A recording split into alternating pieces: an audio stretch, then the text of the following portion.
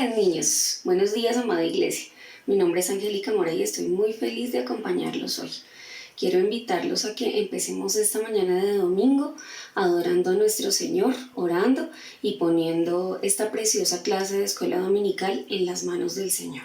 Vamos a cerrar nuestros ojitos. Señor, mi Dios, te doy gracias, Padre, en esta mañana porque nos has permitido vivir, porque nos has permitido abrir nuestros ojos y contemplar tus maravillas, estar rodeado de nuestra familia, Señor, por eso te adoramos. Queremos, Señor, en una actitud de adoración acercarnos a ti, pedirte, Padre, que tu Espíritu Santo nos guíe, que podamos hoy entender todas las cosas hermosas que tú tienes para enseñarnos, que el corazón de nuestros niños, Señor, sea una tierra fértil en donde tu palabra, Señor, encuentre tierra en la que pueda echar raíces, Señor, y puedan aprender, Padre, y puedan dar fruto al 100%. Gracias te damos, Padre, por los maestros de escuela dominical que preparan todo con amor, con disposición. Bendícelos de una manera especial y permite que este sea un día en el que nos gocemos delante de tu presencia. Gracias, Señor, por este día, por esta mañana, por esta clase, Dios. En el nombre de Jesús te adoramos, Padre. Amén. Queridos niños, hoy vamos a continuar con nuestras enseñanzas, con nuestros devocionales. Quiero recordarles que hoy vamos a ver la historia del rey Jeroboam. Vamos a ver cuáles fueron sus actitudes y cuáles fueron sus errores, para que Dios dejara de bendecirlo. Recuerden que Dios deja de bendecirnos cuando no lo adoramos, que nuestro Señor es grande, fuerte y celoso, y que nuestra adoración debe ser solamente para Él. Espero que hayan estudiado muy juiciosos esta semana con sus papás, que estén muy atentos y que hoy puedan aprender que a nuestro Dios se le adora con verdad, con espíritu y se le busca de todo corazón. Un abrazo para todos y bendiciones. Encontró al patico Juan en la esquina del zaguán. ¡Ay, perdón! Hola, niños, ¿cómo están? ¿Dónde están los niños de escuela dominical? ¡Ay, ya los pillé! Vamos a cantar la canción. Hola, chicos, digan cómo están. Gracias a Dios, estamos muy bien. Requete, muy bien. Hola, niños. Hola, Matachín. Otra vez nos vimos, Matachín. Es que hay algunos profes dijeron que es adoración a los amiguitos. Vamos a ver qué es. Hola, Jero. ¿Quieres contarnos, por favor, para ti qué es adoración? Miren, chicos, ¿saben qué es la adoración? Les voy a responder. La adoración es Jesús, amarle, respetarle, obedecerle y cantarle y estar siempre con él. Hola, chicos. Para mí es la adoración amarle a Jesús, pero debes obedecerle, hacerle caso y hacer lo que Él pide. ¡Chao, chicos! Hola Noé, buenos días. Quería hacerte una pregunta. ¿Qué es adoración para ti? Es rendirle un culto a Dios y orar y leer la palabra. Matachín, ahora vamos a preguntarle a quién? Ya sé, a Isabela y Valentina, ¿qué es? ¡Adoración! Para mí, adoración es exaltar a Dios como cantándole, adorándole y exaltándole. Adoración para mí es darle gracias a Dios por todo lo que ha hecho por nosotros. Y una manera de hacerlo es exaltándole, dándole gracias, danzando y muchas formas más. Y yo creo que Él está feliz de que nosotros le adoremos y exaltemos. Buenos días, niños, Dios los bendiga. Hoy queremos compartir la verdad central de nuestra clase. Esta se encuentra en Primera de Reyes 11, donde Dios deja muy claro que Él quita su bendición a aquellos que no lo adoran. Recordemos que hemos estado hablando en estas últimas clases de Salomón. Pues bien, aquí el corazón de Salomón estaba dividido. Por eso, él castiga su pecado dividiendo su reino. Por tal manera, le entrega la dinastía a Jeroboam para preservar el linaje de David. Pero Jeroboam no quiso adorar al Señor como lo hacía David. Había en él falsedad. Entonces Dios retira la bendición que había ofrecido. Dios los bendiga, niños. Chao. Hola, amiguitos, ¿cómo están? Ahora vamos a ver a unos amiguitos más. ¡Yupi, yupi, yupi! Hola, mami. Hola, Sammy. Mami, vengo a hablar con Jackie y me hizo una propuesta.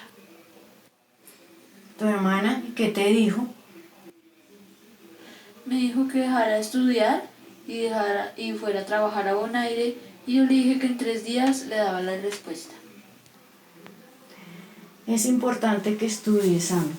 También es importante que estés con nosotros, tu familia.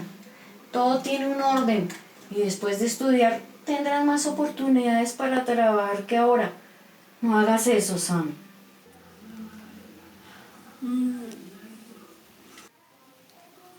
Hola, ¿qué tal? No, nada, ¿por qué? Es que estoy pensativo porque Jackie me dijo que dejara de estudiar y me fuera a trabajar a Bonaire. ¿Qué? ¿A trabajar? Samuel, pero si tú solo tienes 13 años. No, pero es que me voy a hacer las lucas. Rico pero bruto, papito. No, Samuel, no seas así de tonto. Primero estudia y después trabaja. Además, tú nos harías mucha falta, Sammy. Tenías razón, mami. Te amo. Hola, Natachín. Vamos a ver la historia bíblica. Hola niños, buenos días.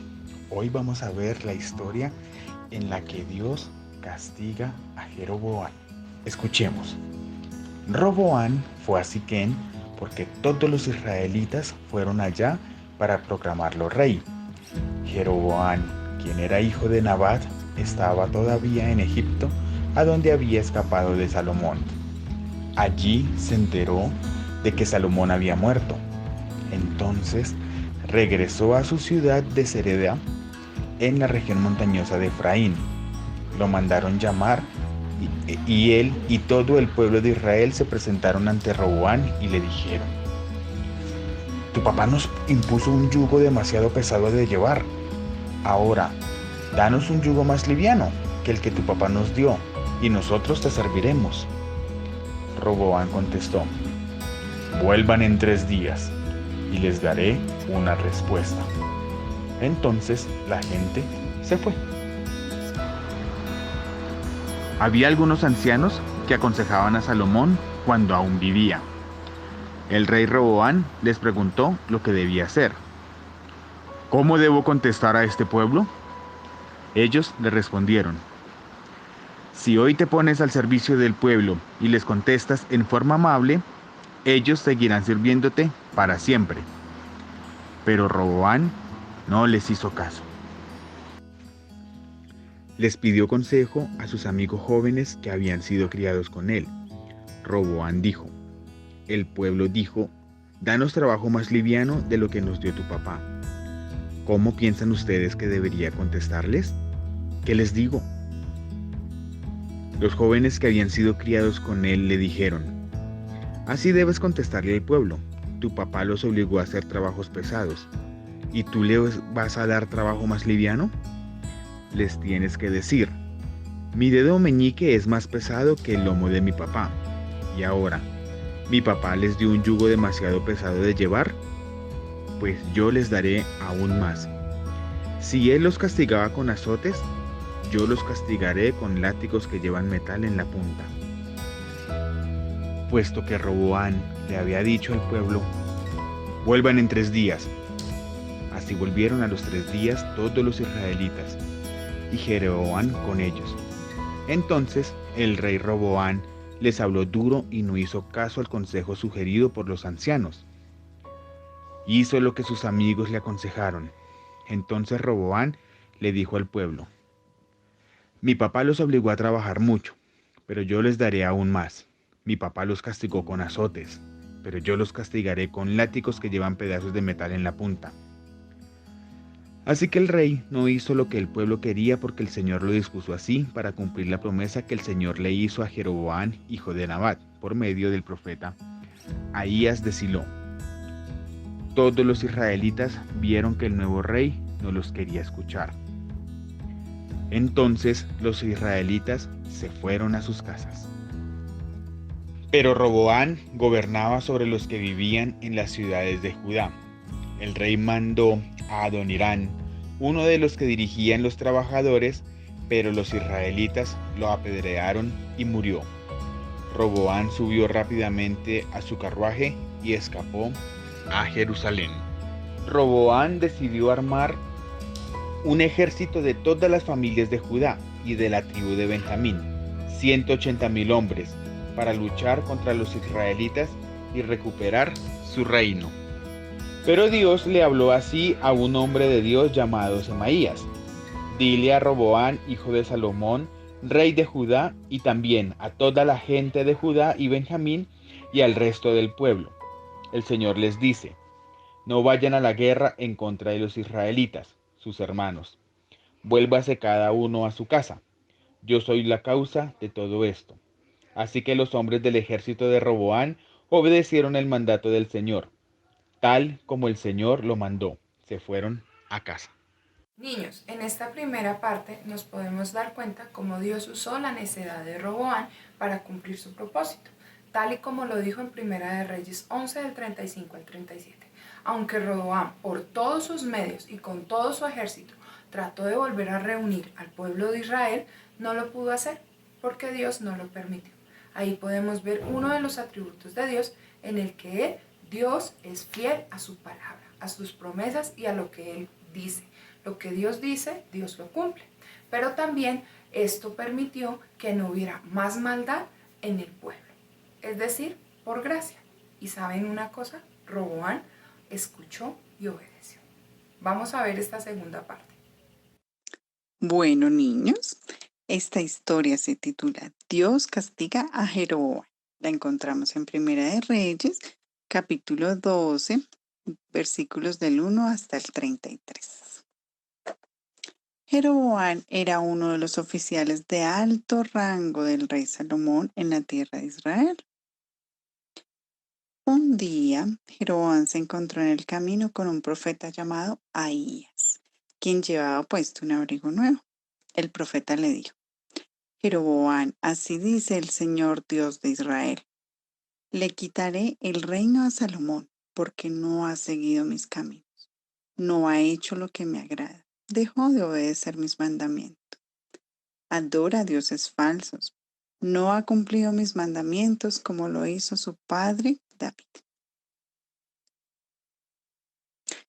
El profeta Ahías se quitó el abrigo y lo rompió en 12 partes, una por cada tribu de Israel.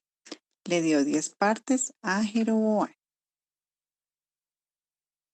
Ahías le dijo: Jeroboam, el Señor te permitirá gobernar sobre 10 tribus de Israel, y al hijo de Salomón le dejará una sola tribu, para que la lámpara de David nunca se apague mientras sus descendientes gobiernan en Jerusalén. El Señor te dice: yo te haré rey de Israel y extenderás tu reino a tu gusto, si haces lo que yo te ordeno y sigues mis caminos, haciendo lo que a mí me agrada. Debes cumplir mis mandamientos como lo hizo mi siervo David. Así estaré contigo y haré de ti una dinastía firme. Cuando el rey Salomón oyó esto, se enojó muchísimo. Quería que su hijo fuera rey después de él. Jeroboam tuvo que salir del país rápidamente. Después que Salomón murió, Jeroboam vino a ser el rey de las 10 tribus. Solamente 2 tribus fueron para el hijo de Salomón, Roboam. Jeroboam no quería que sus tribus fueran al templo de Jerusalén, donde Roboam, el hijo de Salomón, era el rey. Él no quería. Entonces pensó, si la gente sigue subiendo a Jerusalén para ofrecer sacrificios en el templo del Señor, acabarán por reconciliarse con su señor Roboam. Entonces a mí me matarán y de nuevo lo seguirán. Así que Jeroboam puso becerros de oro en 2 templos y le dijo al pueblo, Israelitas, no es necesario que sigan subiendo a Jerusalén. Aquí están sus dioses que los sacaron de Egipto. Así que colocó uno de los becerros en Betel y el otro en Dan. Jeroboam pensó que estaba haciendo bien, pero esa era una manera equivocada para adorar a Dios. Jeroboam construyó templos en santuarios sobre las colinas, eligió sacerdotes de las diferentes tribus de Israel y no eligió sacerdotes solamente de la tribu de Leví. El pueblo empezó a pensar que los becerros eran dioses. Esto llevó al pueblo a pecar. Muchos iban hasta Dan para adorar al becerro que estaba allí. Entonces el profeta Ahías regresó, enojado. Ahías le dijo a Jeroboam que Dios estaba muy enojado por los becerros. Pero Jeroboam no se arrepintió. Nunca quitó los becerros. Tampoco lo hicieron los reyes de Israel que reinaron después de su muerte. Finalmente, Dios tuvo que castigar al pueblo de Israel porque ellos no le trataban como al único Dios verdadero. Es muy importante adorar a Dios de la manera correcta. Es un gran error pensar que podemos obligar a Dios a hacer lo que nosotros queremos. Jeroboam pensó que Dios era alguien a quien él podía usar, no alguien a quien él tenía que obedecer. Bueno, en la historia bíblica vimos que Dios le dijo a Jeroboam que tendría una dinastía duradera. Solo se adoraba a Dios. Quiero que leamos la Biblia en Éxodo capítulo 20, versículos 3 al 4. Cami, ¿lo lees, por favor?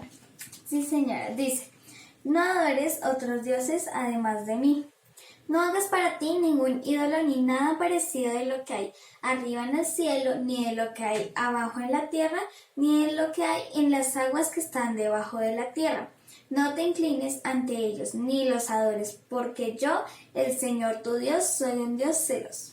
Amén. Gracias, Cami. Bueno, niños, les pregunto, ¿Jeroboam obedeció la palabra de Dios? ¿Jeroboam adoró solo a Dios? No, ¿verdad? Por el contrario, hizo 2 becerros de oro, construyó 2 lugares de adoración para esos becerros, creó una religión falsa, era una religión hecha por el hombre. Jeroboam pensó que estaba haciendo bien, pero esa es una manera equivocada de adorar a Dios. Pues solo el Señor es digno de adoración. Dios es espíritu y verdad. Debemos adorarlo en espíritu y en verdad. Y como dice la palabra, no debemos hacer imágenes. No debemos adorar las imágenes. Miren, niños, Dios eligió a Jerusalén como la ciudad donde él recibiría honra. Pero Jeroboam escogió 2 ciudades para que adoraran los becerros. Esas 2 ciudades fueron Betel y Dan. El Señor eligió como sacerdotes a los levitas, pero Jeroboam permitió que cualquiera pudiera ser sacerdote de cualquier tribu. Miren, Jeroboam no se arrepintió. Jeroboam no reconoció su pecado. Jeroboam construyó un camino hacia Dios y Dios no autoriza una adoración falsa, no autorizada. Bueno, niños, el único camino hacia Dios es Jesús es el Hijo de Dios. Jesús es el camino, la verdad y la vida. Nadie va al Padre sino por Él. Solo por Jesús. Debemos adorarlo con nuestra mente, con nuestro corazón, con nuestras fuerzas. Él es digno de adoración. Él merece recibir la gloria, la honra y el honor. ¿Por qué? Porque es nuestro Señor y nuestro Salvador. Chicos, esta parte de la historia se llama El Señor juzgó a Jeroboam. A pesar de guiar a Israel hacia una adoración falsa, Jeroboam aún esperaba una palabra favorable de parte de Dios, porque en aquel tiempo Abías, hijo de Jeroboam, cayó enfermo, y él le dijo a su esposa: levántate, levántate mujer ahora, y disfrázate, para que no te conozcan que eres mi esposa, y ve a Silo, porque allá está el profeta Ahías, el que me dijo que yo había de ser rey sobre este pueblo. Ve, ve. Es así como la mujer tomó en su mano 10 panes y tortas y una vasija de miel que Jeroboam le dio, y le dijo: ve a él para que te declare lo que ha de ser de mi hijo, de este niño. Y la mujer de Jeroboam lo hizo así. Se levantó y fue a Silo y vino a casa de Ahías. Y ya Ahías no podía ver, estaba ciego, porque sus ojos se habían oscurecido a causa de su vejez. Mas Jehová había dicho a Ahías: he aquí que la mujer de Jeroboam vendrá a consultarte por su hijo que está enfermo. Así y así le responderás, pues cuando ella viniere, vendrá disfrazada. Dios capacitó a Ahías a ver a través del disfraz de la esposa de Jeroboam. Cuando Ahías oyó el sonido de sus pies al entrar por la puerta, dijo: entra, mujer de Jeroboam, ¿por qué te finges? Otra, he aquí yo soy enviado a ti con revelación dura. Ve y dile a Jeroboam. Jeroboam no quiso seguir al Señor como lo había hecho David, a pesar que el Señor había aprobado su gracia hacia él. Por lo tanto, Dios destruirá del linaje de Jeroboam, cortando a cada uno de sus descendientes. La destrucción será tan completa que los descendientes de Jeroboam no tendrán un entierro adecuado. La mujer se fue a casa de Jeroboam a decir lo que el profeta le había dicho. Entrando por el umbral de la casa, el niño murió y lo enterraron. Él fue el único que, conforme a la palabra de Dios, lo cual el profeta Abías había dicho, que sería enterrado de una manera adecuada. El tiempo de Jeroboam, en el cual él reinó, fueron 22 años, y habiendo dormido con sus padres, reinó en su lugar Nadab, su hijo. ¡Wow, niños! ¡Qué historia! ¿Y saben qué? ¿Saben qué podemos aprender de todo esto? Miren, la historia termina diciendo que el registro de las guerras y reinado de Jeroboam puede leerse en cualquier otro lugar. En otras palabras, Dios no está impresionado por los logros terrenales de una persona. Lo que a Él verdaderamente le importa es la adoración. ¿Saben qué es adoración? Bueno, vimos muchos conceptos de adoración. Es honrar a Dios obedeciéndole, sirviéndole y adorándole de la manera que Él requiere.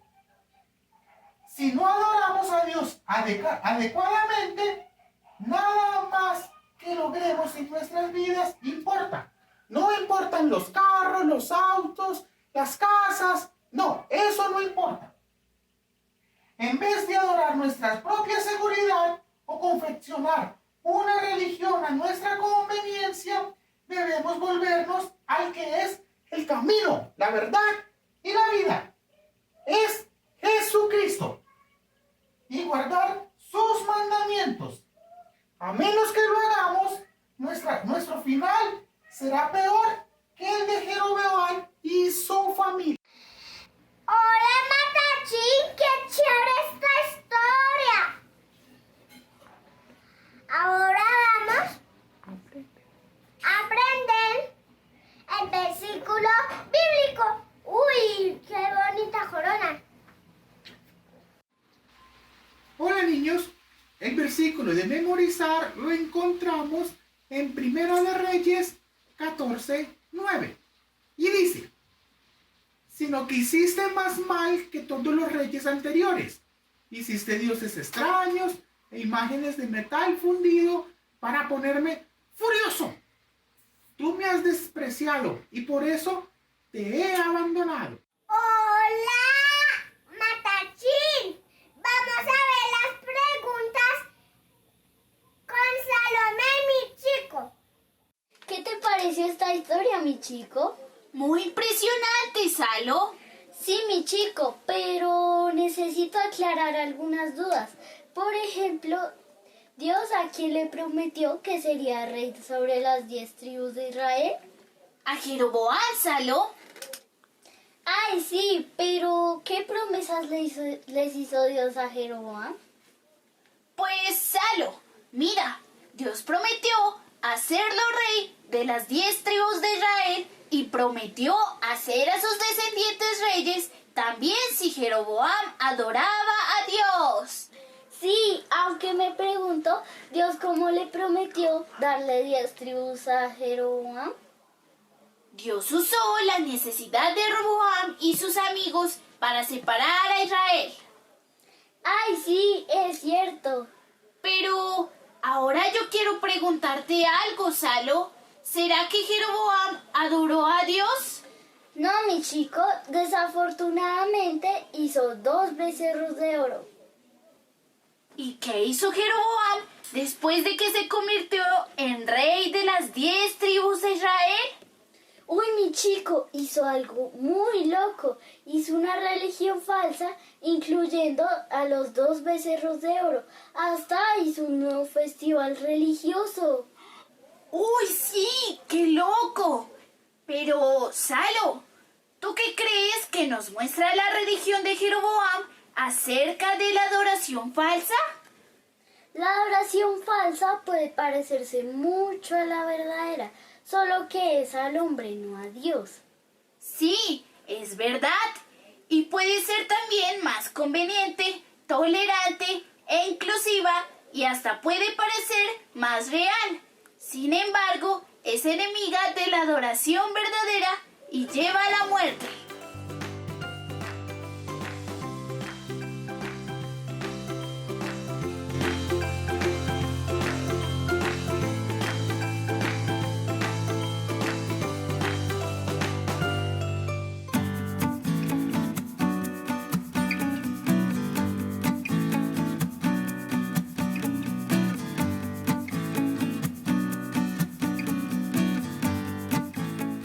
Hola, amada iglesia.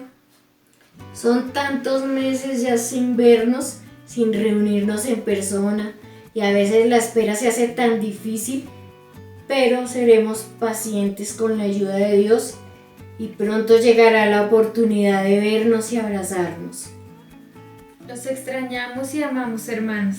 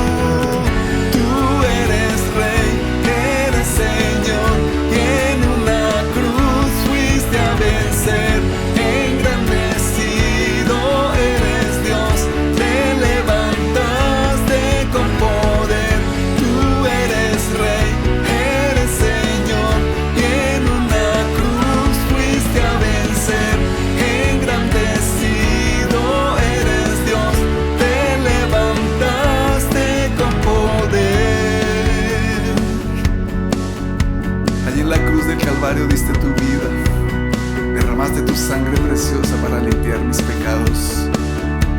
Por eso te adoramos, Dios. Te bendecimos, Dios.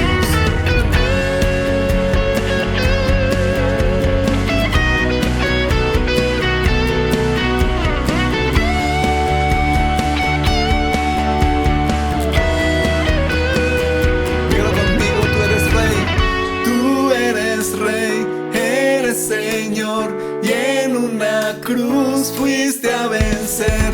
Engrandecido eres Dios, te levantaste con poder. Tú eres Rey, eres Señor, y en una cruz fuiste a vencer. Engrandecido eres Dios, te levantaste con poder. Dígalo, tú eres Rey.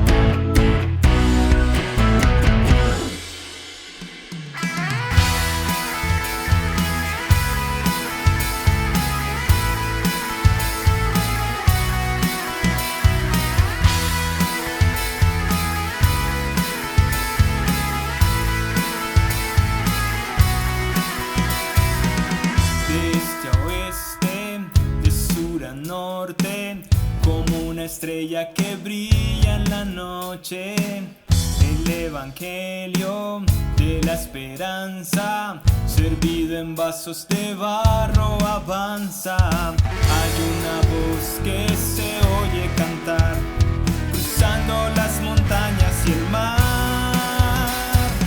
Para ti la gloria, para ti la honra, toda la alabanza por tu sacrificio.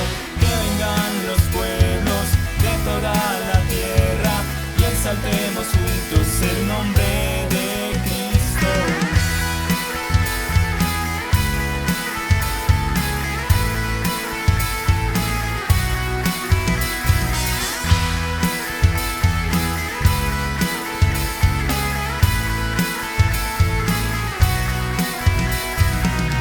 Ya viene el día, ya está llegando, cielo y tierra nuevos se están acercando.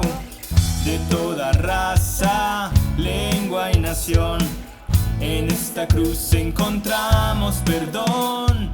Juntamos las manos y el corazón y te adoramos, Señor.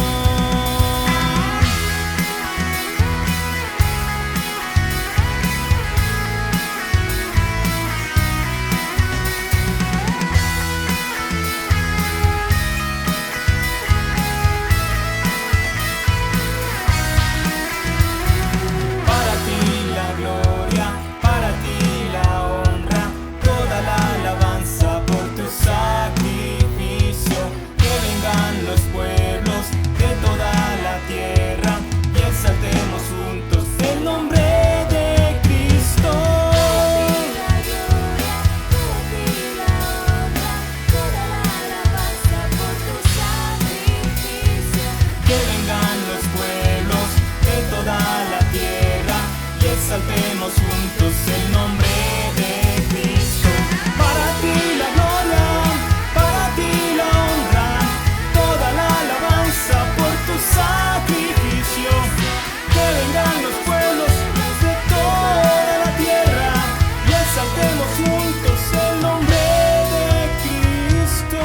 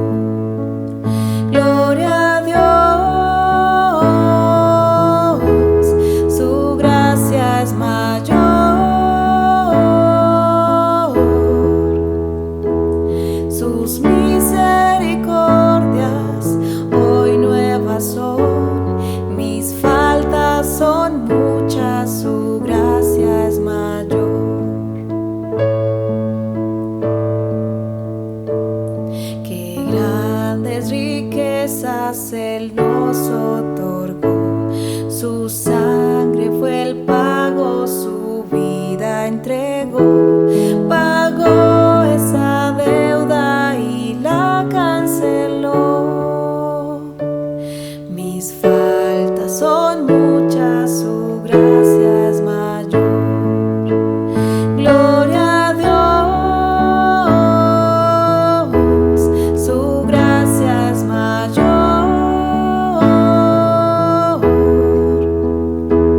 Sus misericordias hoy nuevas son, mis faltas son muchas, su gracia es mayor. Gloria a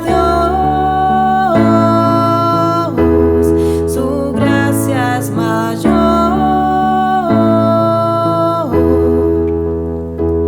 Sus misericordias hoy nuevas son, mis faltas son muchas, su gracia es mayor.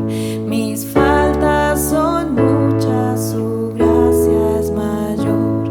Mis faltas son muchas, su gracia es mayor.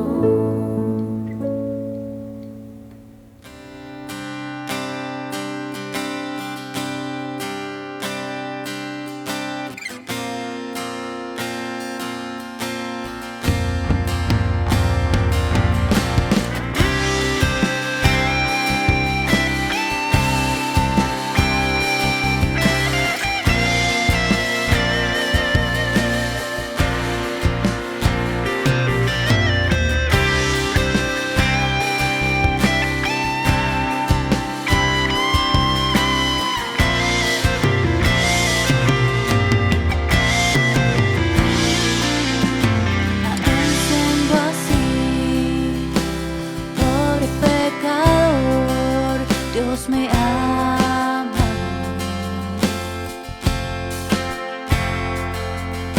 Siendo imperfecto, aún sin merecerlo, Dios me ama.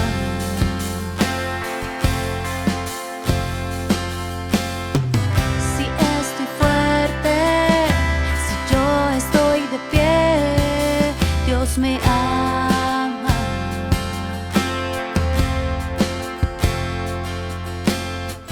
Si estoy débil, si yo estoy caído, Él no me dejará de amar. Sin su amor, sin su perdón, no sé qué sería de mí. Dios me amó tanto que entregó a su Hijo para morir en mi lugar. Dios me ama y su amor es tan grande, inconmensurable.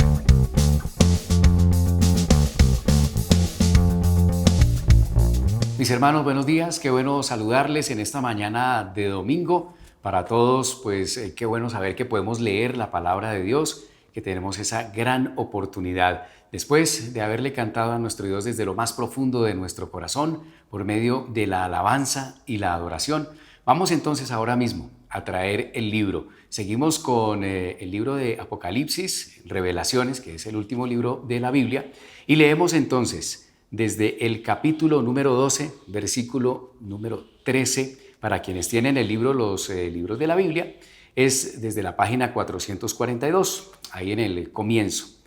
Entonces leemos en el nombre del Padre, del Hijo y del Espíritu Santo.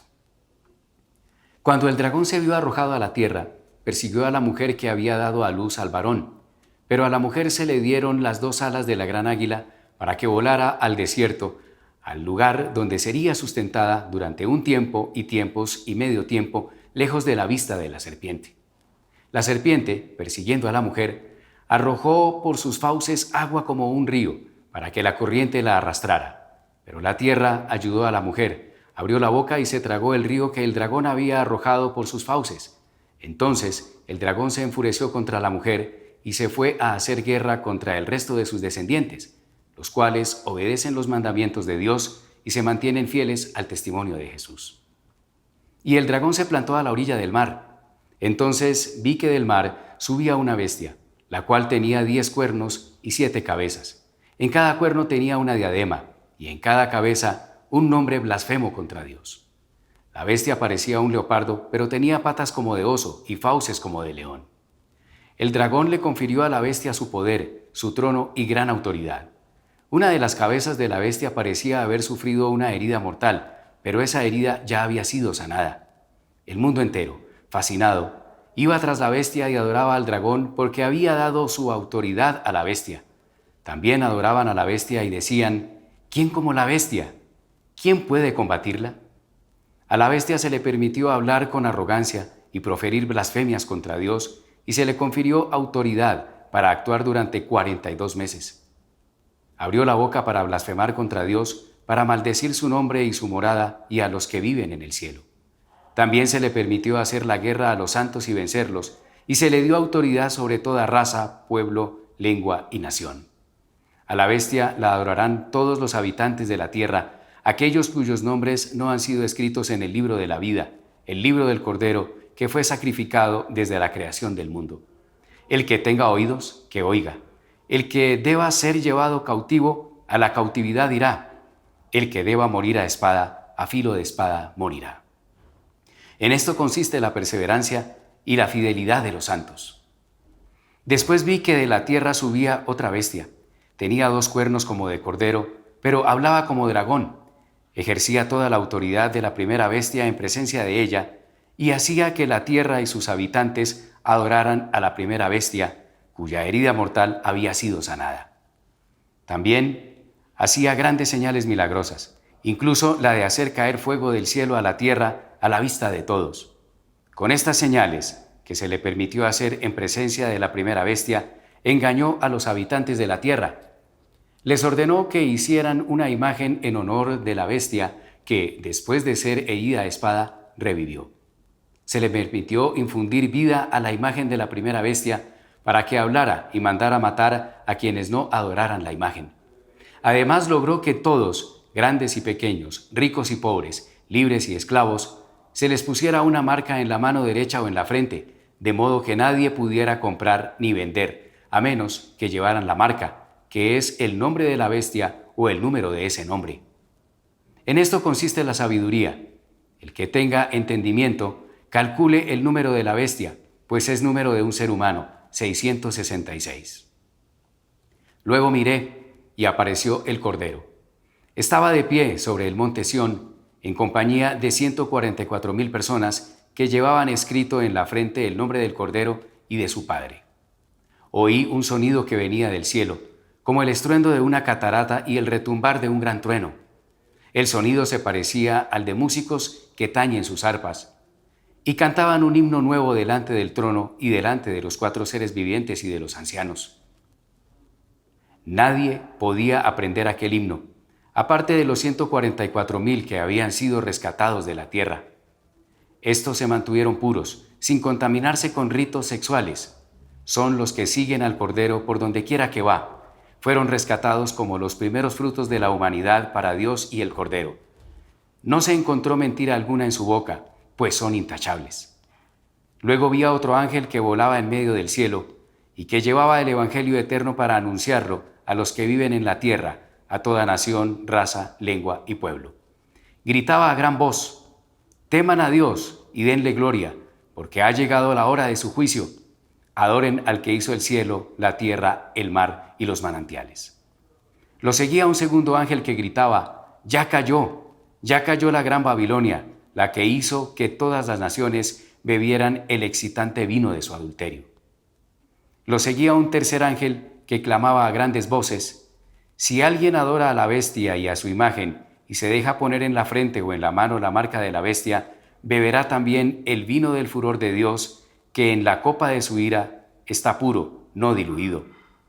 Será atormentado con fuego y azufre en presencia de los santos ángeles y del Cordero.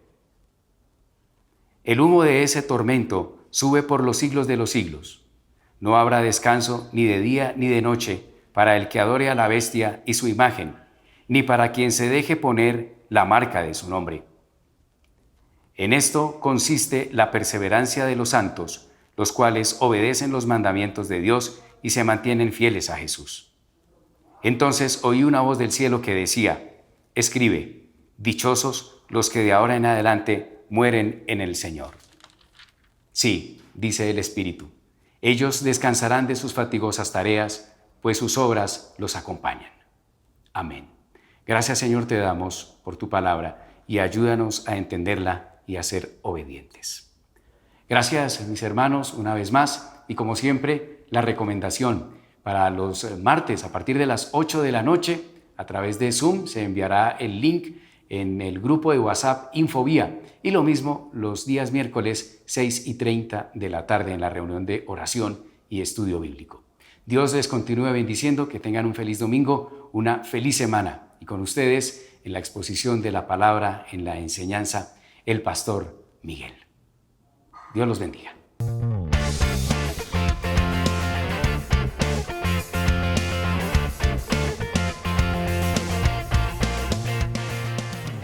Buen día, mis hermanos. Una semana más en la que hemos de reconocer la bondad del Señor al permitirnos vivir, y en medio de todo este tiempo seguir orando y anhelando con todo nuestro corazón realmente volver a reunirnos, volver a congregarnos. Mientras tanto, seguimos haciendo uso de estos medios que también el Señor nos ha permitido para hacer culto a Él, para bendecirnos mutuamente, para dar testimonio del Señor. Y por eso, en todo tiempo, como dice la palabra, encontramos razones para darle gracias y confiar y esperar en Él. En esta mañana vamos a terminar de estudiar nuestro texto que estamos viendo en Juan capítulo 11, cuando vemos y estudiamos acerca de Jesús como la resurrección y la vida. Entonces, en Juan capítulo 11 vamos a avanzar, a terminar este lindo relato, este maravilloso texto que nos anticipa quién es Jesús, su obra en la cruz, su muerte y su resurrección. Y vamos a orar y vamos a nuestro pasaje en esta mañana, en Juan capítulo 11. Padre nuestro, queremos agradecerte por este tiempo que nos das una vez más, por tu misericordia para nuestras vidas. Queremos atender a ti, a tu voz, hablarnos y atender de tal manera que haya aliento, haya fe, confianza en nuestro corazón, haya salvación en aquellos que aún no la tienen, pero sobre todas las cosas que tú seas mostrado glorioso, hermoso, precioso, maravilloso, poderoso en medio de la exposición de tu palabra, y que seas, Espíritu Santo, mostrándonos a Cristo, revelándonos a Cristo en nuestros corazones, y nuestras vidas sean llenas de aliento, fe, esperanza ante la persona de Jesús. Gracias. En tu nombre oramos y nos disponemos a oír, atender, obedecer, responder como tú quieres que lo hagamos a esta tu hermosa palabra. En tu nombre oramos. Amén. y amén. Bien, como les acabo de decir, entonces estamos estudiando Juan capítulo 11, un texto muy lindo, asombroso, el último milagro o señal que haría Jesús antes de su muerte.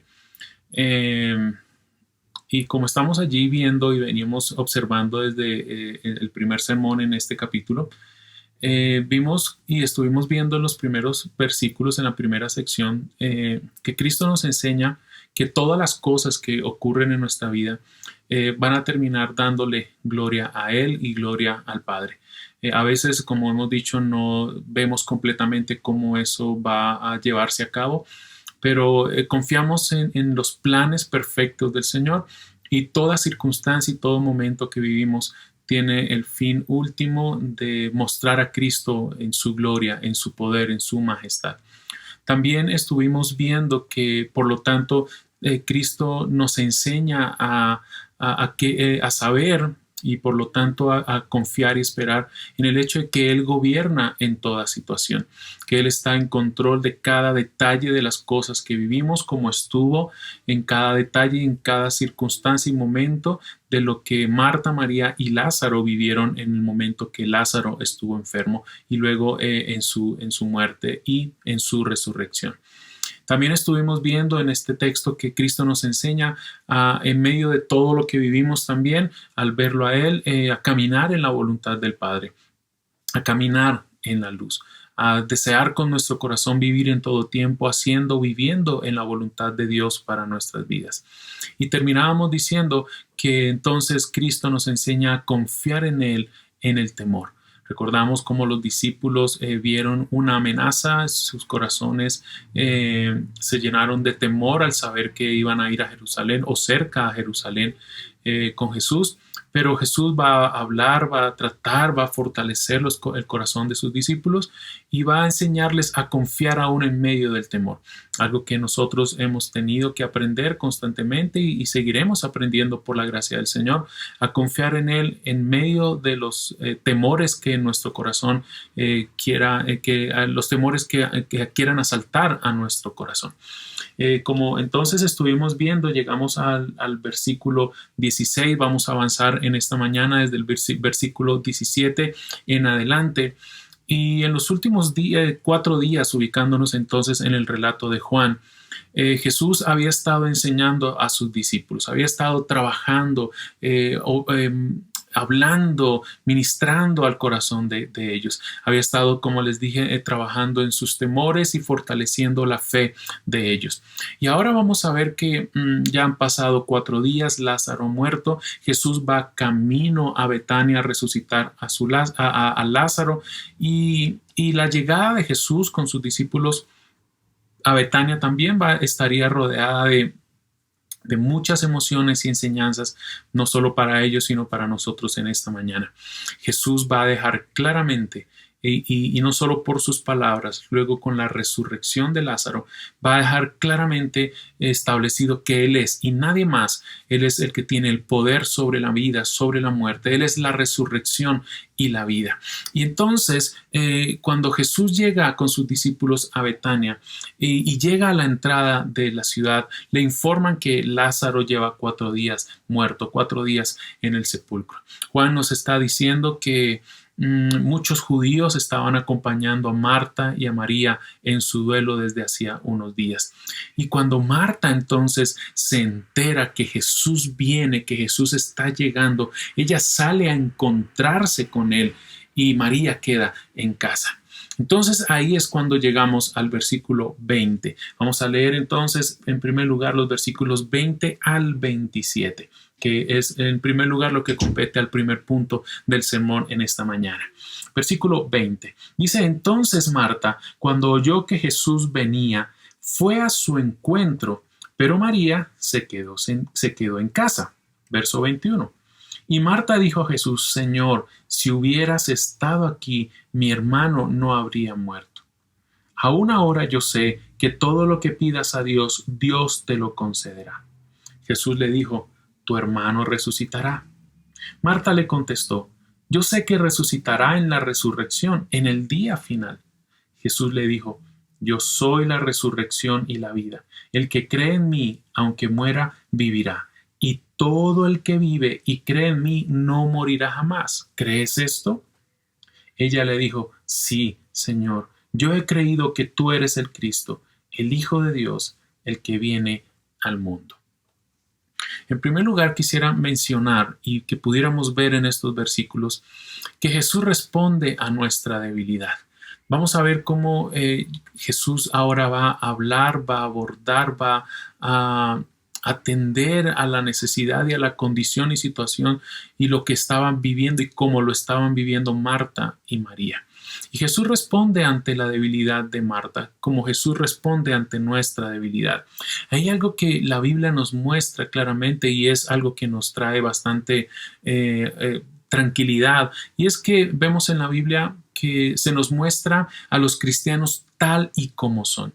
En este caso, como estamos observando en la vida de estas mujeres en medio de todo lo que estaban viviendo, que eran mujeres de fe y debilidad al mismo tiempo. La Biblia nos va a mostrar de esa manera a los cristianos, seres humanos, pero que ha cambiado su vida obviamente, porque está la nueva vida, ahí está la obra de Dios en ellos, está el poder del Espíritu Santo actuando en los hijos de Dios, pero eso no oculta el hecho de la fragilidad y la debilidad que nos caracteriza. Y alguien dijo de este pasaje que comentarlo era como dorar o querer dorar el oro o pintar los lirios, pues el pasaje de por sí en sí mismo es bastante claro.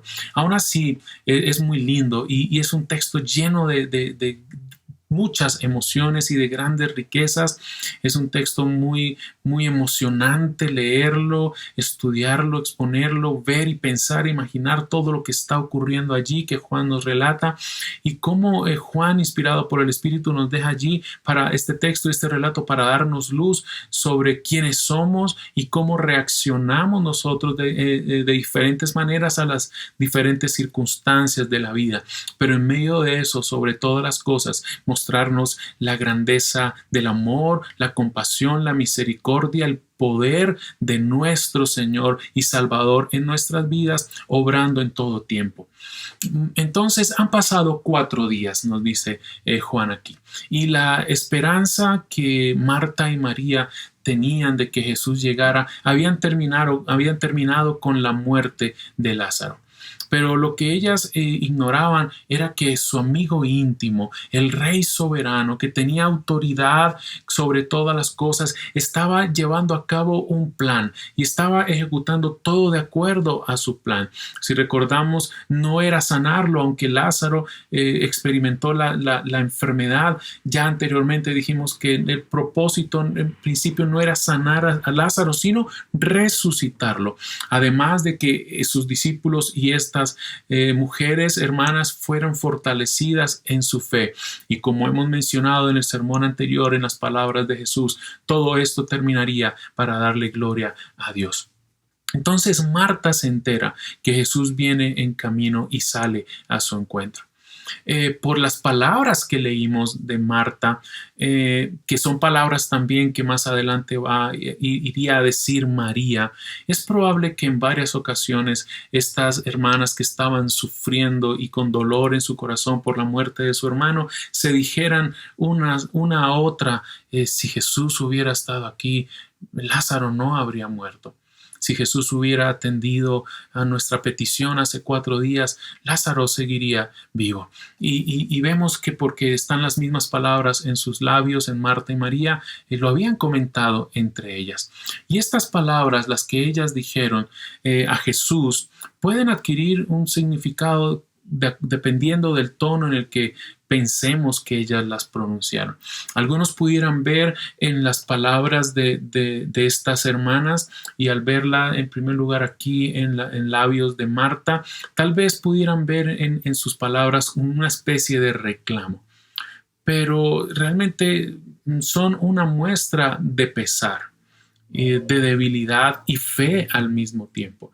Estas palabras no tienen la intención y no tendrían la intención de reclamarle a Jesús algo. Sencillamente ella está abriendo su corazón y está expresando la condición débil en la que está por lo que está enfrentando, pero al mismo tiempo sus palabras están llenas de fe, de confianza, de saber que Jesús pudo y tenía el poder de haber hecho algo.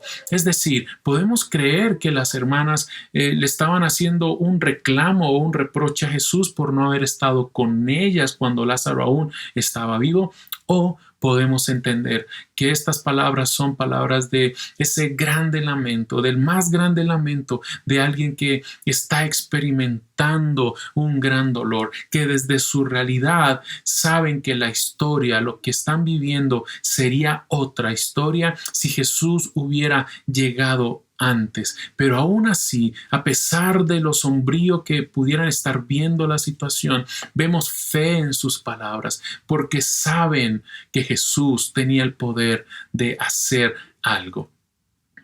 Y esa mezcla de cosas experimentamos nosotros, experimentamos dolor, experimentamos debilidad en algunos momentos, pero nuestras palabras y nuestras oraciones dirigidas a Dios tienen también, están llenas de fe y confianza en alguna medida, a pesar de nuestra debilidad, sabiendo que Dios sigue siendo poderoso en medio de lo que estamos viviendo. Y Marta le dice entonces a Jesús: si hubieras estado aquí, si hubieras estado aquí, si hubieras venido antes. Y esas también pueden ser nuestras palabras. Pero si somos honestos, es realmente inútil pensar de esta manera.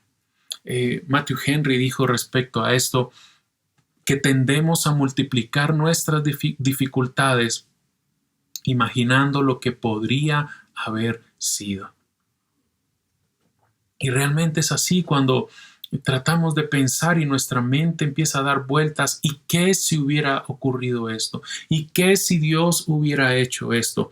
Y lo que ocurre es que incrementamos nuestra debilidad y nuestro dolor pensando en lo que podría haber sido y no en lo que es, y en cómo Dios está actuando y obrando en lo que Él ha decidido hacer.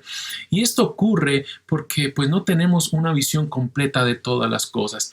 Pero sabes que, y estoy seguro, como con Marta, sí tenemos la confianza en Él. Y no solo tenemos la fe y la confianza en Él, le tenemos a Él. Él está presente, le tenemos a Él. Así pudiéramos decir muchas veces: ¿y qué si Dios hubiera actuado de otra manera? ¿Y qué si Dios hubiera respondido de otra manera? ¿Y qué si? Entonces, sobre todo esto, creo que lo que trae aliento en medio de nuestra debilidad es que a pesar de muchas cosas, Él está ahí y Él sabe lo que vivimos y Él está presente y sabemos quién es Él.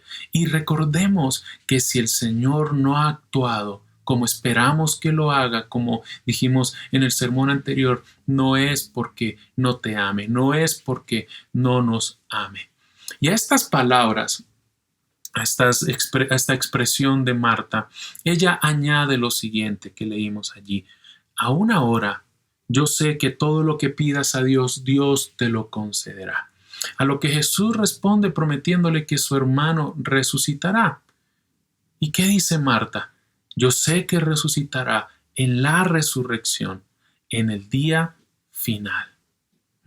Ahora, recordemos, devolviéndonos en el relato que nos plasmó aquí Juan, recordemos que el mensajero hacía 4 días, el que le llevó las noticias de la enfermedad de Lázaro a Jesús, el mensajero regresa y le dice a María y a Marta el mensaje o las palabras de Jesús. ¿Recuerdan las palabras de Jesús? Esta enfermedad no tendrá como fin la muerte. ¿Recuerda eso? ¿Sí? Allí lo encontramos en los primeros versículos de Juan capítulo 11. Jesús dice: esta enfermedad no tendrá como fin la muerte. ¿Y qué sucedió? Lázaro murió. Vaya. Pero recordemos, como hemos insistido en este hermoso pasaje, que Jesús no dijo que Lázaro no moriría, solo dijo que no tendría como fin la muerte, aunque atravesara por la muerte. Ella Marta había ido conociendo a Jesús. Y ella escucha del mensajero las palabras de Jesús y con seguridad su corazón se llenó de aliento, de esperanza, y pareciera que con la muerte de su hermano todo había terminado en cuanto a las palabras de Jesús. Pero entonces ella entiende y ve que Lázaro va a resucitar, pero un día, el día final, en el día de la resurrección. Y ella sabe que todo lo que Jesús pide al Padre, el Padre se lo da, Él se lo concede. Ella sabe, y por ahí donde vemos la fe y la debilidad, que a pesar de lo que está viviendo y que esta situación la ha ido debilitando, ella sabe que si Jesús hubiera estado allí, Lázaro no habría muerto. Es la fe de un corazón que sabe que cuando Dios interviene en las circunstancias cambian. Es una clara perspectiva de las cosas y de la vida, observándola con los lentes de la fe. Estas respuestas de Marta están llenas de fe. Yo sé que tú habrías podido sanar a mi hermano. Yo sé que él va a resucitar en el día final. Yo sé que lo que tú pidas, le dice a Jesús, el Padre, Dios te lo concede. Estas palabras de Marta están llenas de fe, pero lo que ella está viviendo, ¿qué ocurre? La están debilitando. Estas circunstancias están absorbiendo sus fuerzas. Pero ya que estas no fueron las únicas palabras de Marta, posiblemente observamos aquí al mismo tiempo la débil fe de una mujer que está tratando de comprender todo lo que ha sucedido en tan poco tiempo. Y hay ocasiones en las que tú y yo somos así. Sabemos las verdades de la Biblia. Sabemos las cosas correctas.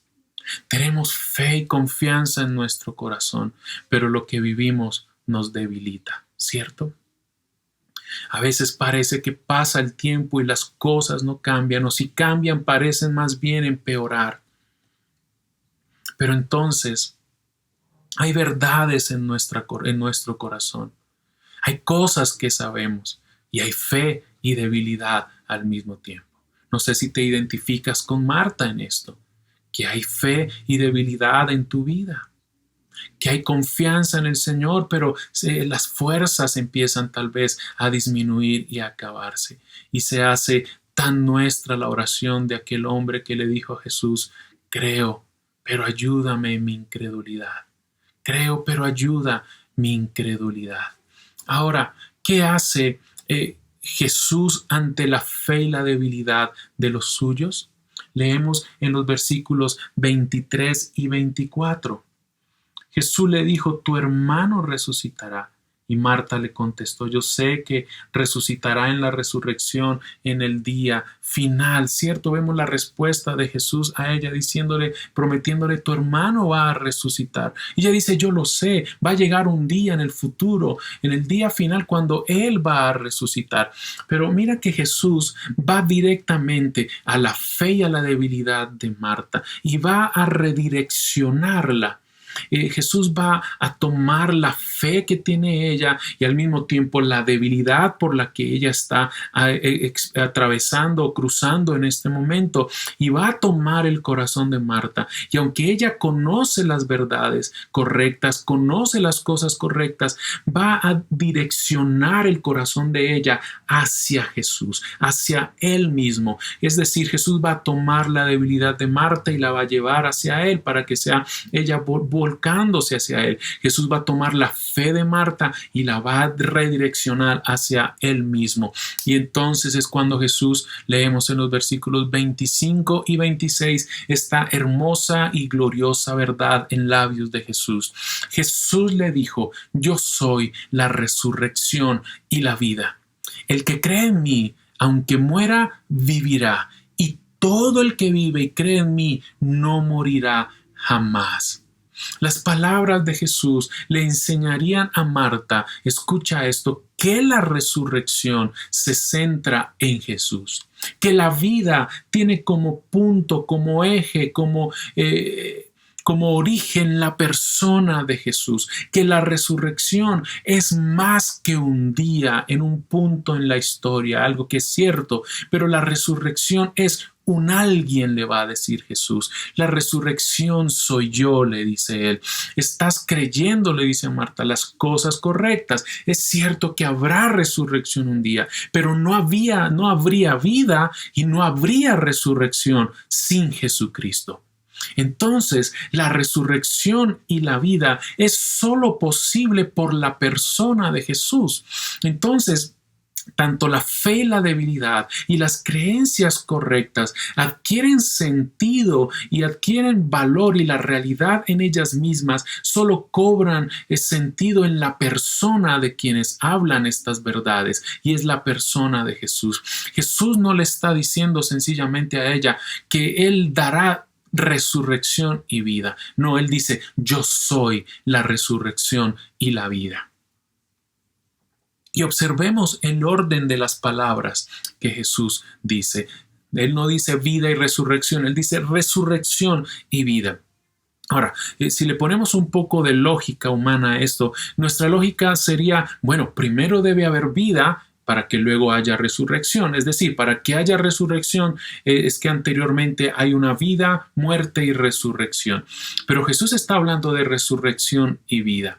Y la Biblia dice que cada ser humano está muerto a causa de su pecado. Cada ser humano está muerto a causa de su pecado, por lo que nadie puede tener vida sin que primero resucite de entre los muertos. Es decir, las palabras de Jesús son correctas, obviamente, pero en lo que estamos entendiendo es que Él coloca la resurrección en primer lugar y luego la vida, porque el estado anterior del ser humano no es vida, resurrección, vida, sino muerte, resurrección, vida. Ahora, sí respiramos, sí caminamos, sí nos movemos, pero nuestro estado sin Cristo, sin conocerlo, sin venir a Él, sin que su poder actúe en nosotros, aunque vivamos, respiremos, aunque nos movamos, no vivimos. Estamos muertos a causa de nuestro pecado. Entonces, ¿qué hace Él? Nos resucita y entonces tenemos vida. ¿Qué nos dice esto? Que la muerte física no es el final de todo. Algunos piensan que sí, pero no es así. Entonces, desde ahora, lo que debe ocurrir es que un hombre, una mujer, tú, que no has puesto tu confianza en Jesús, y aquellos que ya ponemos nuestra confianza en Jesús, tú que no lo has hecho, puedes sumarte a nosotros y al poner nuestra fe en Jesús, disfrutar de vida eterna, la que un día experimentaremos plena y eternamente. Y mira esto tan hermoso. Estamos muertos y Él nos resucita para tener vida eterna. Y para que esto sea real, el versículo 26 nos dice, ¿cómo? Si Jesús es la resurrección y la vida, ¿cómo eso se hace efectivo en nosotros que estamos muertos? Mira el verso 26. Y todo el que vive y cree en mí no morirá jamás. Jesús afirma que quien cree en Él, aunque muera, vivirá. Y el que vive y cree en Él no morirá jamás. Mira que vida y fe están estrechamente relacionadas. Vida y fe van juntas. Los términos ser salvo y tener vida, Juan los usa juntos en su evangelio. Lo que significa en este pasaje, como en los demás que Juan escribe de esta manera, es que Jesús está diciendo que quien cree en Él tendrá vida, que quien cree en Él será salvo. Es decir, Jesús es el dador de la resurrección y la vida, porque Él es la resurrección y la vida. No hay resurrección ni hay vida sin Jesús, pero te pide a ti y me pide a mí creer en Él. No solo creer que Él dará vida, creer en la persona de Jesús y en lo que Él da a nosotros. Y esto lo vemos y recordarás como en Juan capítulo 3, 16 y 17, un texto muy conocido, cuando Jesús dice que quien cree en Él tiene vida eterna, pues Él había sido enviado a salvar, a dar vida a todo el que crea en Él. Un texto más en Juan 5, versículos 24 y 25. Juan 5, 24 y 25. Jesús dijo: ciertamente les aseguro que el que oye mi palabra y cree al que me envió tiene vida eterna y no será juzgado, sino que ha pasado. Escucha esto. ¿Qué ocurre en aquel que cree en Jesús, que es la resurrección y la vida? ¿Qué ocurre? Jesús dijo: ha pasado de la muerte a la vida. Qué hermoso y qué importante para ti hoy esto que estás escuchando. Si crees en Jesús, pasas de muerte a vida, porque Él es la resurrección y la vida. Y Jesús continúa diciendo allí en Juan 5, ciertamente les aseguro que ya viene la hora, y ha llegado ya, en que los muertos oirán la voz del Hijo de Dios, y los que la oigan, vivirán. ¿Y sabes qué está pasando en este momento? Que Él nos está llamando, Él te está llamando. Te está llamando a venir a la vida y tienes que poner tu completa confianza y fe en Jesús y no pensar que todo es lo que estamos viviendo acá. No pensar que todo terminará con la muerte. Hoy puedes tener esa vida y disfrutar esa vida ahora y tener el milagro y experimentar el más grande milagro en ti, que es tener una nueva vida. Un comentarista dice respecto a esto que está ocurriendo, a lo que estamos leyendo en Juan, dice que cuando conocemos a Cristo por fe, no tenemos por qué temer a la sombra de muerte. Cuando te enfermas, lo que quieres es un médico y no un libro de medicina o una fórmula. Cuando te ves ante un pleito judicial, lo que quieres es un abogado y no un libro de leyes. De la misma manera, cuando te enfrentas al postrer enemigo, la muerte, lo que quieres es un Salvador. Lo que quieres es un Salvador. Y en Jesucristo toda verdad es hecha persona, personal. Cuando le perteneces a Él, ¿sabes qué pasa? Tienes todo lo que jamás necesitarás en la vida, la muerte, el tiempo y la eternidad. Hasta ahí el fin de la cita. Ahora Jesús toma la realidad de la futura resurrección y la trae al presente. Y Jesús no solo habla de la resurrección y la vida como algo que Él dará y que es posible con Él un día. Sí es posible, pero Él la trae al presente. Un día dice la Biblia que cuando Él regrese, los muertos en Cristo resucitarán. Pero ¿sabes algo? El poder de la resurrección está disponible ahora. Ahora, para aquel que no tiene a Cristo, para venir a vida eterna, para nosotros que hemos creído en Jesús, el poder de la resurrección está disponible ahora. Escucha las palabras de Romanos 6:4. Así como Cristo resucitó por el poder del Padre, también entonces nosotros llevemos una nueva vida. El poder que resucitó a Jesús de la muerte es el poder que nos ha dado a nosotros vida hoy, una vida nueva. Gálatas 2:20, Pablo dijo, he sido crucificado con Cristo. Pero mira esto, crucifixión habla de muerte. He sido crucificado con Cristo, pero luego dice, y ya no vivo yo, sino que Cristo vive en mí. El poder de la resurrección está disponible ahora para nosotros. Entonces, ¿qué ocurre ante la debilidad de Marta? ¿Qué ocurre ante tu debilidad y mi debilidad? Que la verdad sobre quién es Jesús nos fortalece. Amén. La verdad sobre quién es Jesús nos da aliento, nos fortalece. Llegamos entonces al versículo 27 una vez más, al versículo 27, pero terminando el versículo 26 antes, Jesús termina con una pregunta para Marta.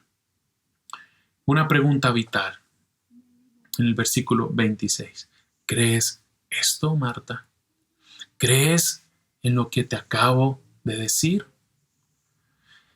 Y piensa en esta pregunta. ¿Crees esto? Pudiéramos nombrar a Cristo por mucho tiempo y al mismo tiempo saber muy poco de Él. Jesús no le pregunta, ¿sabes esto? Que acaba de decirle, yo soy la resurrección y la vida, el que cree en mí aunque muera vivirá, y todo el que vive y cree en mí no morirá jamás. Y no le dice, ¿sabes esto? Le dice, ¿crees esto? Ahora, no estoy diciendo que saber o conocer no es importante, es más, es tan importante saber y conocer que no se puede creer sin saber, sin conocer. Pero el punto es que la verdad que oímos no solo debemos saberla, debe ser creída. Debe ser creída. Y cada verdad de la Escritura, de una forma u otra, nos lleva hacia aquel que es la verdad en sí mismo, a Cristo. Y cada verdad de la Biblia y cada cosa que tú has escuchado acerca de Jesús y que conoces acerca de Jesús, tiene el propósito de que entonces creas no solo en las verdades que has oído, creas en aquel que es la verdad, que es Jesús. Recuerda el propósito de Juan al escribir su evangelio. Lo mencionamos en el sermón anterior y Juan lo menciona terminando su evangelio, que todo lo que él escribió, las señales que él escribió allí eran para que creyéramos en Jesús y al creer en Él tengamos vida. Entonces, la pregunta para ti hoy es la misma que Jesús hizo a Marta. ¿Crees esto? ¿Crees en quién es Jesús? ¿Crees que Jesús es la vida? ¿Crees que Él es el Hijo de Dios? ¿Crees que nadie más puede darte vida eterna? ¿Crees en Él? ¿Cómo responde Marta a esto? Ahora sí, el verso 27. Sí, Señor, yo he creído que tú eres el Cristo, el Hijo de Dios, el que viene al mundo. Algunos recuerdan a Marta solo por su afán cuando estaba sirviendo a Jesús, ¿recuerdan? Y la recordamos a veces solo por la amonestación que Jesús le hizo ese día cuando le dice, Marta, Marta, estás preocupada y molesta por tantas cosas. Pero las palabras que leemos acá, que dijo Marta, nos muestran que a pesar de su debilidad era una mujer de fe, era una mujer que había puesto su fe realmente en Jesús. Y ella dice enfáticamente, sin dudar, yo he creído que, y escucha esto, es que la fe tiene contenido. La fe tiene verdad. Y no es la fe en sí misma, no es la fe en la fe. Lo importante es el objeto de nuestra fe, que es Cristo. Por eso ya dice, no solo basta creer, como escuchamos muchas veces hoy, que creer es suficiente. No es suficiente creer. Es suficiente aquel en quien creemos que es Cristo. Por eso ya dice, yo he creído que tú eres el Cristo, el Hijo de Dios, el que estábamos esperando. Entonces no se trata de lo que otros digan acerca de Jesús en esta mañana. No se trata de lo que otros crean acerca de Jesús. Es de lo que tú dices y crees acerca de Jesús. ¿Qué dices tú? ¿Has oído quién es Jesús y has oído qué hace Jesús? La pregunta para ti es, ¿crees en Él? ¿Crees esto? ¿Crees lo que la Biblia dice de Él? Porque de eso que creas o rechaces creer, estás poniendo frente a ti el destino de tu alma y la eternidad. ¿Crees en Él? Debes tomar una decisión ante aquel que es la resurrección y la vida. Y solo hay una de dos posibilidades. O crees en Él o vas a rechazarle. Hasta aquí Jesús ya ha afirmado a sus discípulos en sus temores. Jesús ha socorrido a Marta en su debilidad. Ahora vamos a ver que Jesús va a ayudar a María en su dolor. Y vamos a leer en los próximos versículos cómo Jesús es oportuno en nuestro dolor. Llegamos al versículo 28 en adelante. Y habiendo dicho esto, se fue y llamó a su hermana María, diciéndole en secreto, el Maestro está aquí y te llama. Tan pronto como ella lo oyó, se levantó rápidamente y fue hacia él. Pues Jesús aún no había entrado en la aldea, sino que todavía estaba en el lugar donde Marta la había encontrado. Entonces los judíos que estaban con ella en la casa consolándola, cuando vieron que María se levantaba deprisa y salió, la siguieron, suponiendo que iba al sepulcro a llorar. Cuando María llegó a donde estaba Jesús, al verle, se arrojó entonces a sus pies, diciéndole: Señor, si hubieras estado aquí, mi hermano no habría muerto. Es claro que las expectativas de estas dos hermanas estaban en Jesús. Ellas esperaban a Jesús. Ahora, es muy lindo esto que encontramos en estas dos mujeres, porque Marta y María eran diferentes, como cada uno de nosotros es diferente. Marta era una mujer activa, ocupada, de estas mujeres que no espera. María era pasiva, tranquila, reflexiva, que espera, que es pausada. Pero ninguna es mejor que la otra. Son diferentes, pero iguales en su amor por Jesucristo. Aún así, tendemos a ver a María como más espiritual. No sé si te pasa, pero a veces se tiende a ver a María como más espiritual porque en aquella ocasión, recuerdas, escogió la mejor parte, escogió sentarse a los pies de Jesús y escuchar su enseñanza. Pero acá vemos que cada una responde de manera diferente. Y cada una va a expresar sus dudas, sus temores, su dolor en este caso ante la persona de Jesús. Y Jesús en su amor por ellas va a responder, va a alentarlas, fortalecerlas y consolarlas. Y es que en la iglesia es lo mismo. En la iglesia del Señor no solo hay Martas y Marías. ¿Sabes qué es lo lindo? Necesitamos de Martas y Marías. Necesitamos mujeres tan diferentes. Necesitamos hombres tan diferentes y aún así unidos e iguales en nuestro amor por Jesucristo. Como en cada sección que hemos visto hasta el momento, el personaje central es Jesucristo y cómo Él ha ido obrando en cada uno de sus discípulos. Él conoce por nombre a cada uno y Él ha ido obrando en cada uno de ellos. Y ahora es María la que necesita a Jesús. Marta no ha terminado de hablar cuando María, nos dice Juan, se pone en pie y sale sin dar aviso y va hacia Jesús. Muchos de los judíos que estaban con ella en casa, que era costumbre acompañarlas, consolar al que estaba en el duelo, estaban con ella y la ven salir. Imagina esta escena que Juan nos está diciendo. Ella sale corriendo a donde está Jesús. El corazón de María empieza a latir más fuerte mientras se acerca a Jesús, pero no viene sola. Detrás de ella vienen corriendo otros judíos y se preguntan: ¿a dónde irá María? Este no es el camino al sepulcro. En su mente María no sabe cómo va a reaccionar cuando vea a su amigo y maestro. Solo sabe una cosa, que Jesús la ha llamado. Y imagínala a ella acercándose a Jesús y al verlo en la distancia empieza a correr más rápido y al estar más cerca son más veloces sus pies y no sabe qué es lo que va a decir, no ha planeado decir nada, pero solo cuando llega ante Jesús, Juan nos dice que ella hace algo. Cuando lo ve, se arroja al suelo, cae de rodillas y pone su rostro en tierra ante los pies que son familiares para ella. 3 veces leemos en la Biblia que ella ha estado a los pies de Jesús.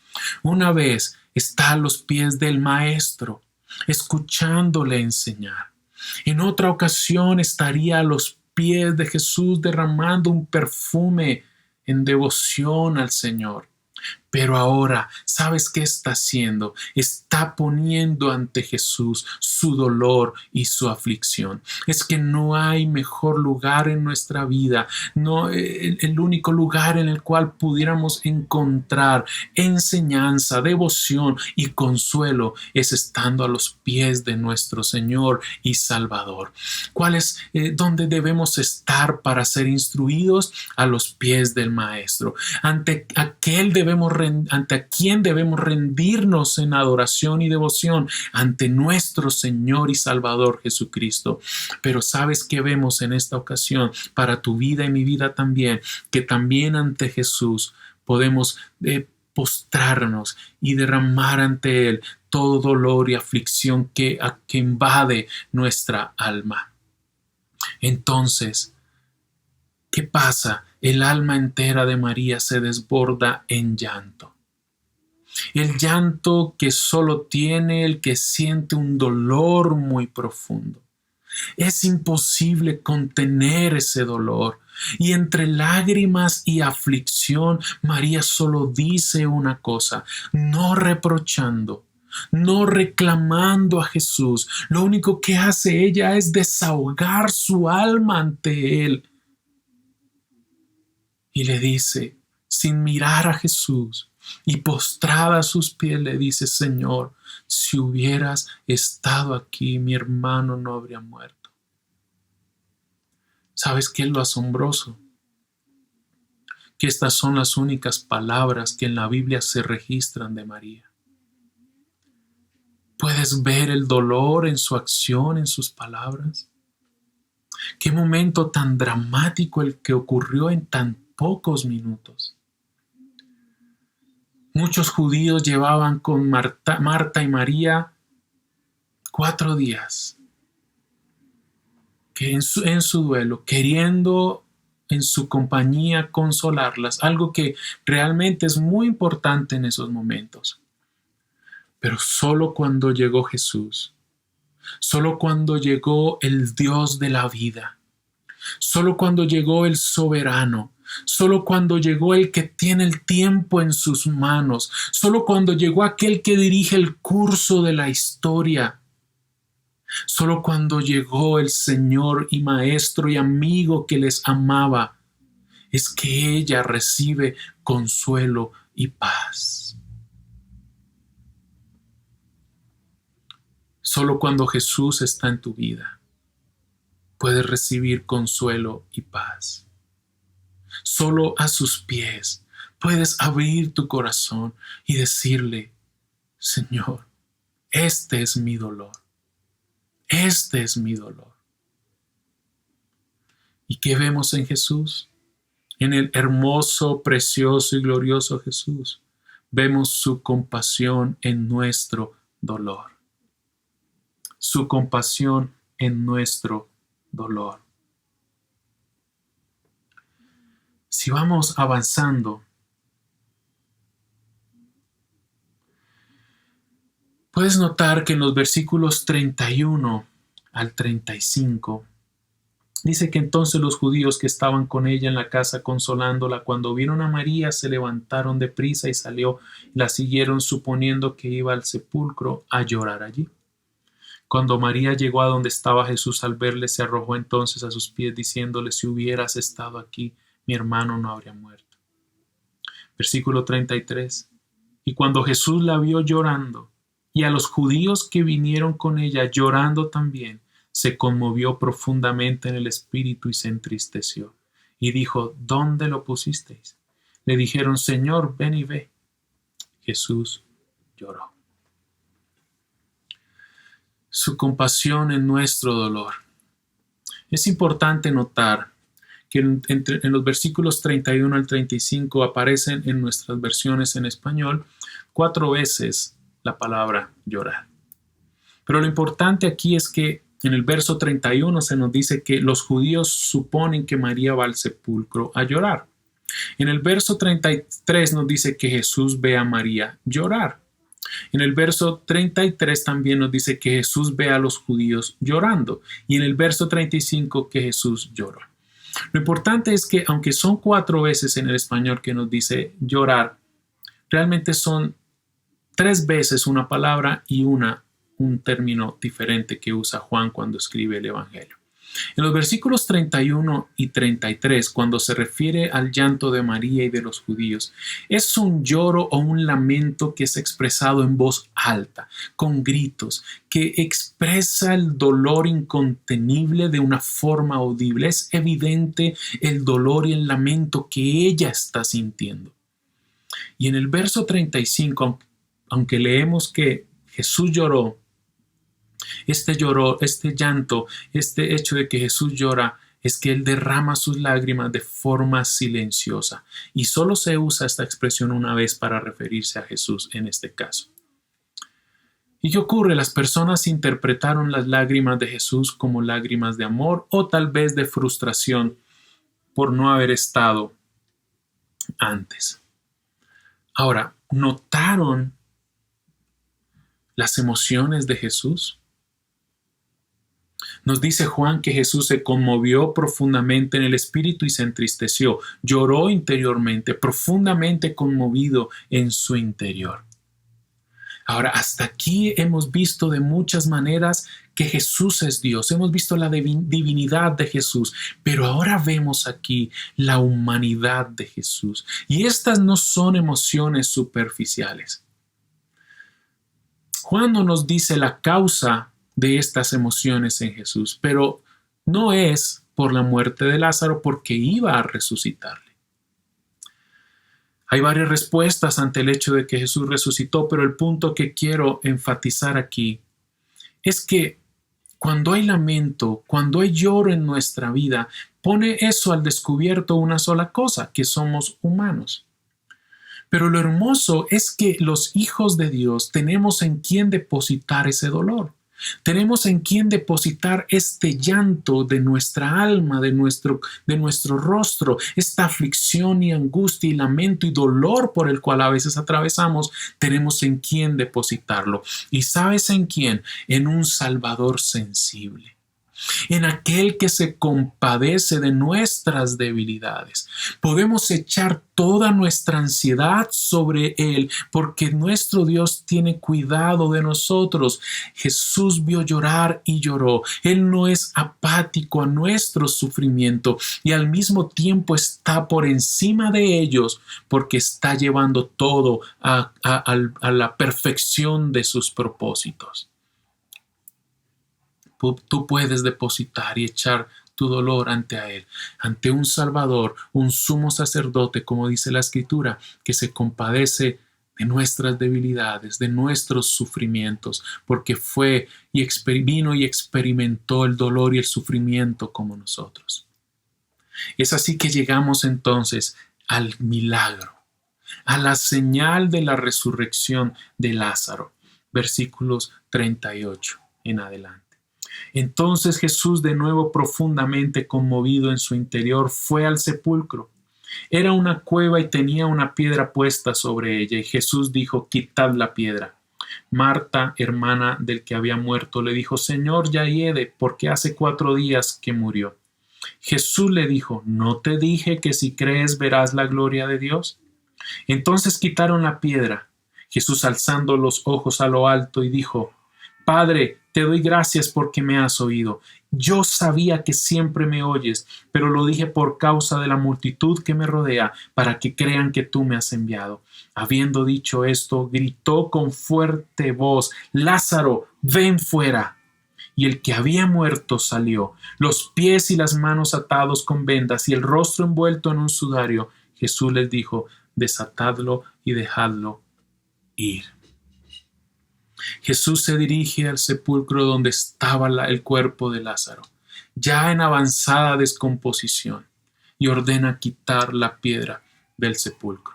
Marta, recordarás, en un acto aún todavía en debilidad, aún en su fe, quiere detenerlo, pero Jesús la reprende recordándole que ya le había dicho, le había dado un mensaje hace días, que vería la gloria de Dios.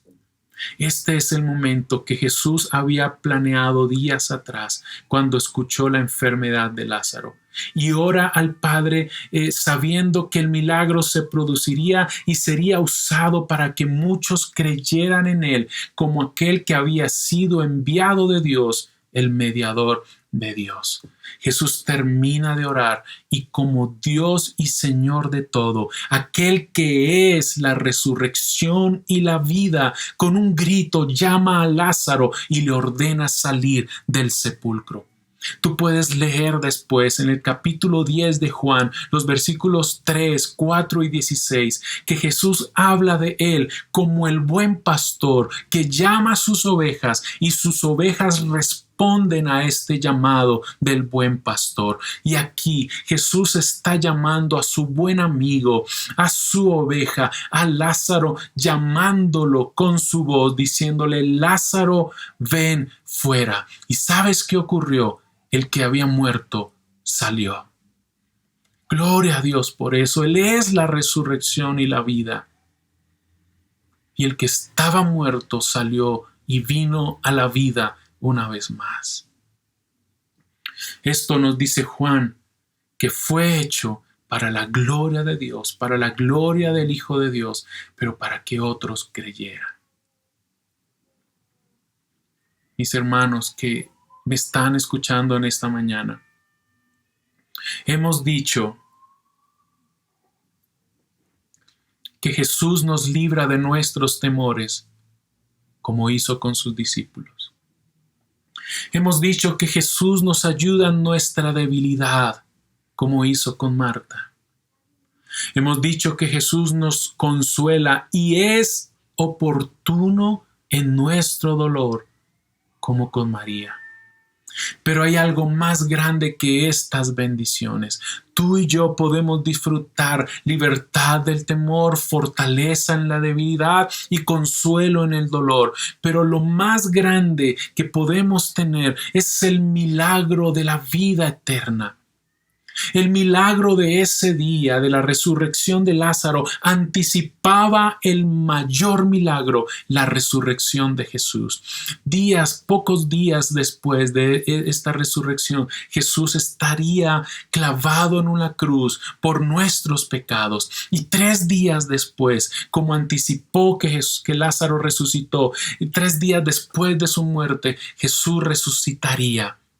La gloria de Dios fue revelada este día en Juan 11 cuando Lázaro resucitó, como también lo fue y con mayor fuerza y gloria se evidenciaría el día en que Cristo murió y 3 días después resucitaría. ¿Y sabes qué es lo más glorioso en todo esto?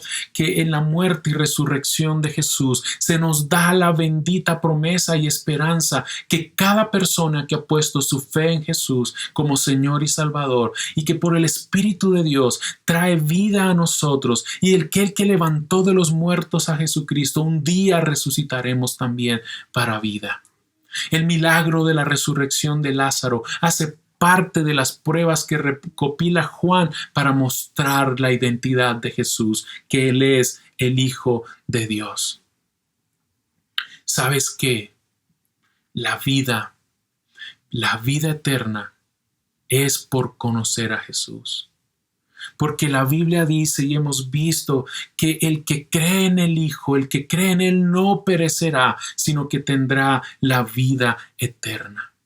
Jesús mismo dijo que Él había venido a dar vida en abundancia, señalando con esto la gran lucha que terminaría con la entrega propia y voluntaria de su vida en salvación de sus ovejas. El buen pastor da su vida por sus ovejas. El buen pastor dio su vida por sus ovejas. Ese día, no solo Lázaro resucitó. Muchos creyeron en Él, en Jesús, y pasaron de muerte a vida. Solo Jesús podía traer a la muerte a alguien que llevaba 4 días muerto. Solo Jesús, que murió y resucitó, puede traer a la vida a quien ha muerto toda su existencia a causa de sus pecados.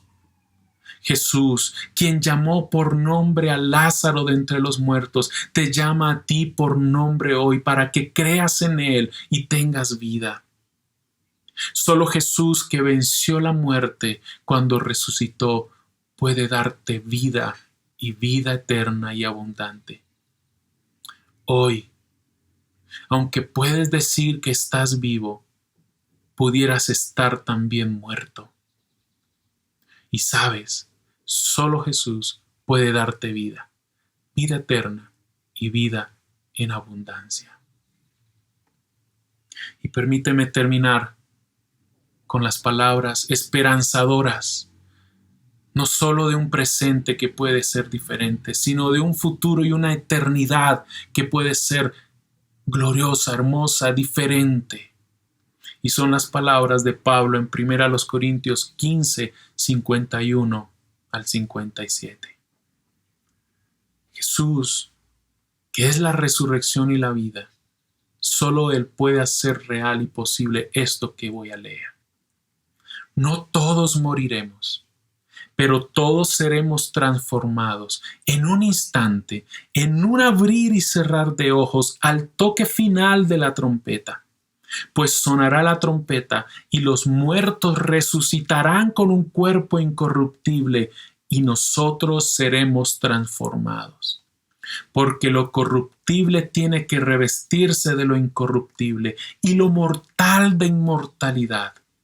Cuando lo corruptible se revista de lo incorruptible y lo mortal de inmortalidad, entonces se cumplirá lo que está escrito. La muerte ha sido devorada por la victoria. ¿Dónde está, oh muerte, tu victoria? ¿Dónde está, oh muerte, tu aguijón? El aguijón de la muerte es el pecado y el poder del pecado es la ley. Y escucha esto. Pero gracias a Dios que nos da la victoria por medio de nuestro Señor Jesucristo. Amén. ¿Crees esto? ¿Crees esto? Honor y alabanza a ti, Jesucristo, no solo por haberle dado vida a Lázaro. Honor y gloria a ti porque eres la resurrección y la vida. Porque moriste y venciste la muerte. Y nuestro Salvador que murió es un Salvador que vive y solo un Salvador vivo puede dar vida eterna. Gloria a ti porque nos has salvado. Gloria a ti porque nos has traído de la muerte a la vida. Gloria a ti porque has puesto la vida eterna en nuestros corazones. Pero al mismo tiempo pedimos que traigas a salvación a aquellos que aún no la tienen. Que les des el don de la salvación. Espíritu Santo, da el nuevo nacimiento, produce la nueva vida a aquel que no la tiene. Y gracias por atender a nuestras situaciones, a nuestras dificultades, a nuestros temores, a nuestra debilidad, a nuestro dolor. Gracias por tu Espíritu Santo en nosotros. Glorifica a Cristo en nuestra vida y en todo lo que vivimos. Y seguimos viviendo por fe, con la esperanza de tu regreso y de ser transformados cuando tú vuelvas. Gracias por dejarnos historias como estas que nos hacen ver la grandeza, hermosura, majestad de quien eres. Te agradecemos por tu obra en nuestras vidas, por tu salvación en nosotros, por tu salvación en nuestras familias, por tu salvación en aquellos que aún no la tienen, pero que creemos que estás obrando, Señor, en ellos. Amén. Mis hermanos, les amamos. Que el Señor bendiga su palabra en nuestras vidas. Y recuerden, Jesús nos da vida y respondemos a Él en adoración. Recibe toda la gloria, toda la alabanza y el honor. Me postro aquí ante mi Señor, me rindo a ti, mi Salvador, preciosa